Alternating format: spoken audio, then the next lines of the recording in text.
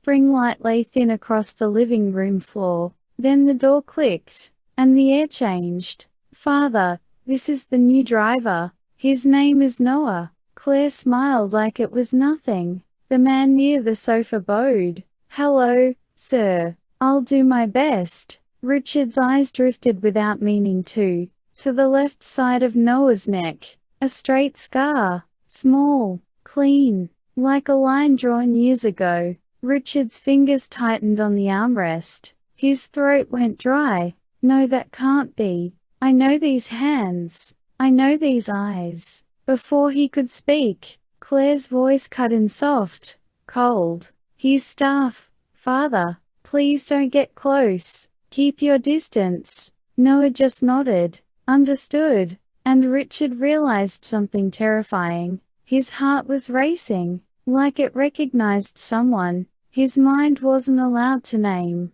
Richard didn't sleep that night. Every time he closed his eyes, he saw the man's back from earlier that day. Every time he opened them, his chest felt tight. He was 68 now. Once, a single word from him moved entire floors of people. Now, he only hoped his days would pass quietly. Beside his bed sat an old photo frame. A young father, a small boy smiling up at him. Richard traced the child's face with one finger. "Daniel, I saw your face again today." The words never went any further. Daniel had been 5. After his wife passed away, the boy asked the same question every day. "Dad, when is Mom coming back?" Richard never knew how to answer. He buried himself in work, came home late. By then, the child was always asleep. That space was filled by Mira. She seemed understanding, gentle. She treated Daniel like her own. "Don't push yourself so hard," she used to say, and Richard leaned on her, more than he realized. Then, one afternoon, Daniel disappeared. Richard still remembered the silence of that house, the calm voice of the police, the phone that never rang. Since that day, there had always been an empty place in his life. At the end of the table, on the stairs, and deep inside his chest. But today, that empty place trembled. The driver Noah, quiet, eyes lowered, standing as if he didn't belong anywhere. "Why can't I breathe when I look at him?" Richard scolded himself. "I'm old. I'm imagining things." Then he heard Claire's voice outside the door. "Father, don't talk too much with the driver. You'll only get attached." Richard said nothing,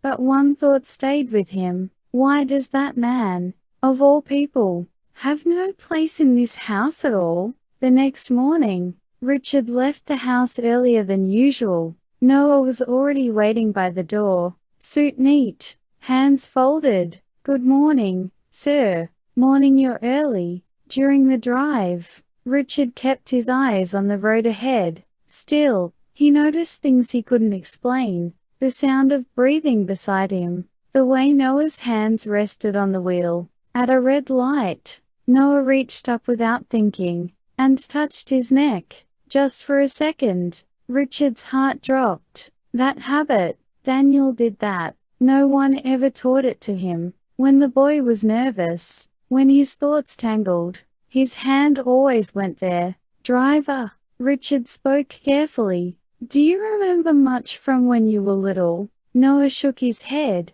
"Not really. I grew up in an orphanage." The words settled heavily between them. "How old were you?" "About 6. 6, to exact." That evening, Richard opened a drawer in his study. Old crayons, a faded drawing, 2 figures near a staircase. On the child's neck in the drawing, a thin line. Then, a voice outside the door. "Father, you seem very interested in the driver lately." It was Claire. "Don't get emotionally involved." Richard didn't answer. He closed the drawer slowly. "This isn't emotion," he thought. "It's memory, something buried years ago, and it's starting to breathe again." After a few days, the air inside the house changed. Noah stood in the same place every morning, but Claire's eyes grew sharper. Use only this hallway. You don't need to go near the study. Meals are taken in the small room by the kitchen." Her tone was polite, but the line was clear. Richard watched and swallowed his words. He's a person. Why is he being treated like an object? One afternoon, Richard called Noah over on purpose. "Sit for a moment. You've been driving all day." As Noah reached for the chair, Claire stepped in.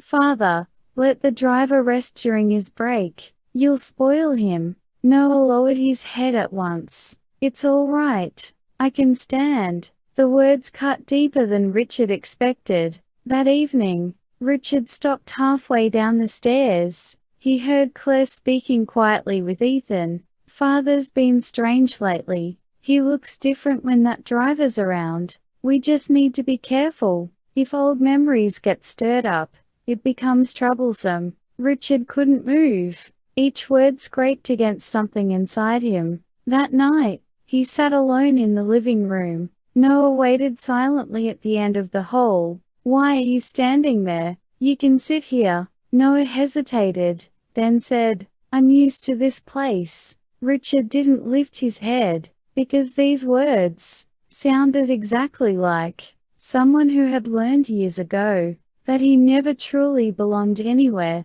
After that, the house became strangely quiet. Doors still opened and closed, but voices faded. Even footsteps grew careful. Richard felt it. The silence wasn't natural. At breakfast, Ethan read the paper without looking up.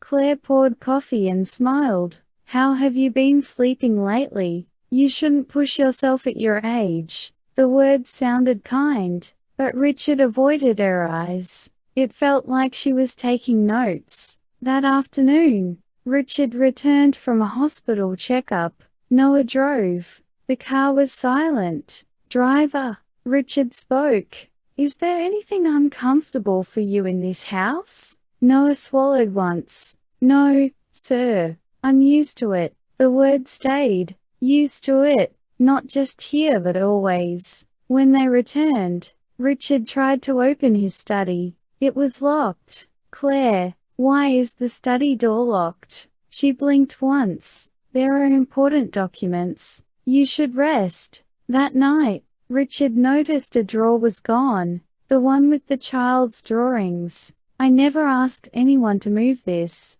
No answer came. At the end of the hallway, Noah stood quietly. "Is something wrong?" he asked. Richard paused, then said, "It feels like something is disappearing, little by little in this house." Noah didn't lift his head. He spoke softly. "I know that feeling. I've lived with it since I was little." In that moment, Richard understood. What was vanishing here wasn't objects. It was a place meant for someone to exist. After that day, Claire's control became obvious. "Noah, I'll manage Father's schedule. You don't need to come to the hospital. Wait near the entrance. Always." Her voice stayed calm, but there was no room to refuse. Richard watched everything, every instruction, every boundary. Still, he said nothing. He didn't have proof yet. Then,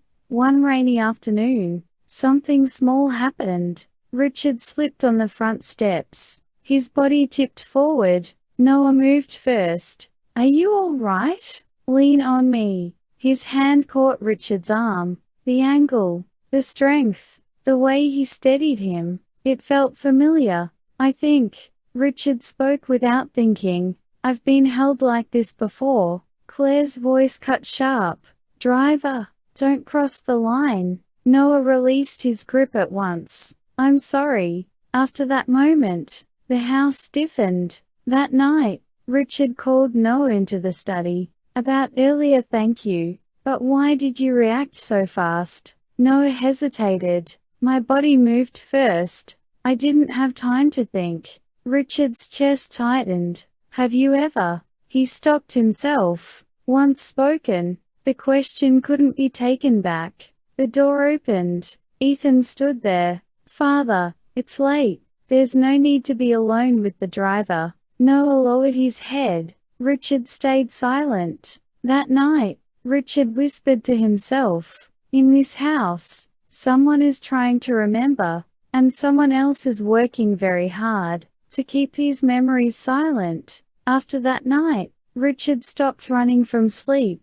Even when he rested, the conclusion stayed the same. The next morning, he called in his longtime secretary, Mark, the man who had stood beside him through years of silence. "Mark, I need you to do something." Of course, Richard chose his words carefully. "The new driver, Noah, find out everything. Birth records, where he grew up, who raised him." Mark hesitated.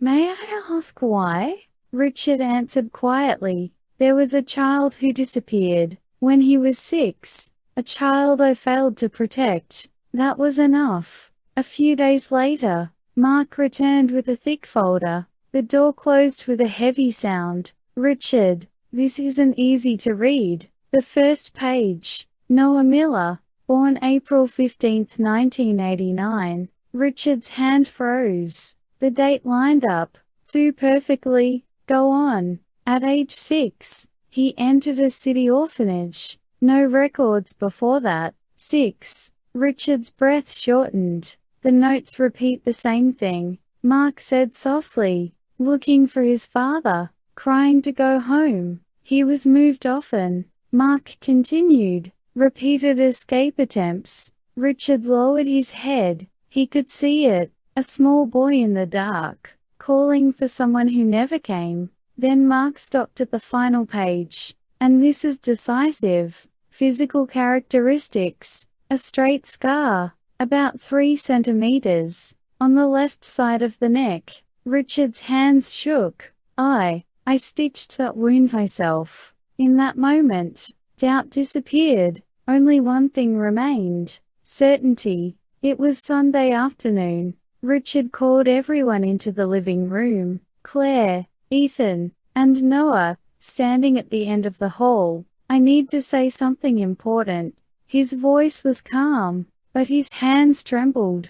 "Noah, come here." Noah hesitated, then stepped forward. "Could you show me the left side of your neck?" The air stopped. "Why?" Noah asked. Richard didn't look away. Slowly, Noah tilted his head. There it was, the scar Richard had seen again and again. "That scar. Do you remember how you got it?" Noah shook his head. I don't remember." Tears fell from Richard's eyes. "Daniel." He stopped. Then, carefully, he said the name again. Daniel Harper. The name landed hard. Images flashed through Noah's mind. Stairs. A warm hand. A voice calling him home. "Dad." The word escaped before he could stop it. Silence filled the room. "You are my son. The child who disappeared 30 years ago." Claire went pale.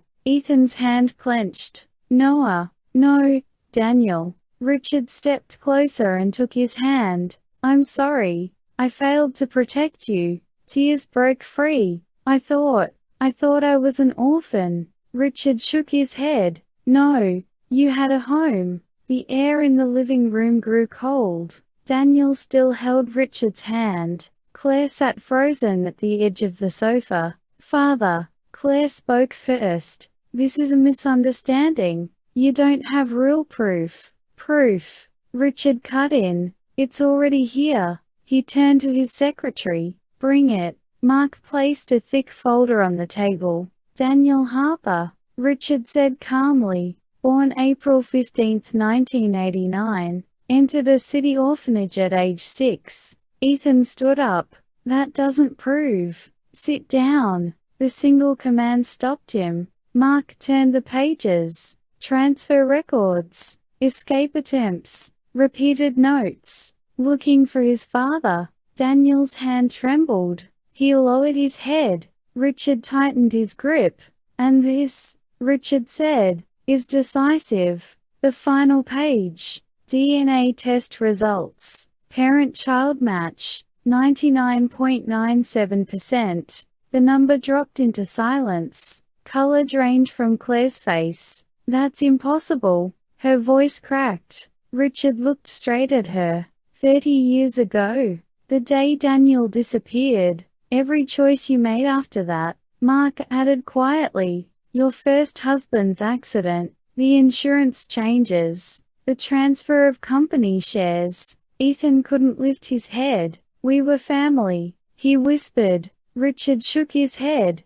Family doesn't abandon a child. Then, sirens echoed outside, not far away. This had already begun. Daniel looked at Richard. Is it over now? Richard answered softly. No, this is where things are finally set right.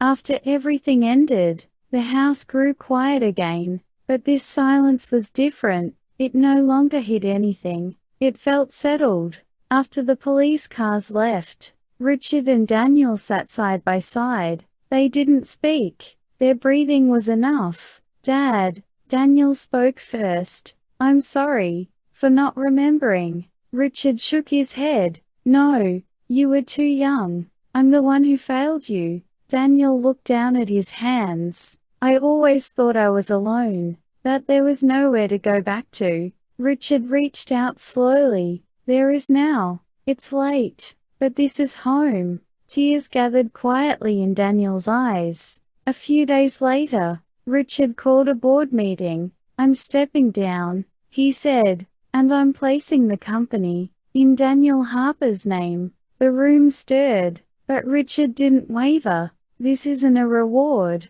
it's a restoration. That evening, they stood in front of the old house. Daniel stopped and asked, Do you remember this place? Richard smiled. The stairs where you fell. You were crying. Daniel touched his neck. This scar. I think I finally understand it. As the sun lowered, the lights inside the house turned on. Richard opened the door. Let's go in. We can't get back the years ago, but we can choose what comes next. Daniel nodded. Their shadows stretched forward, in the same direction.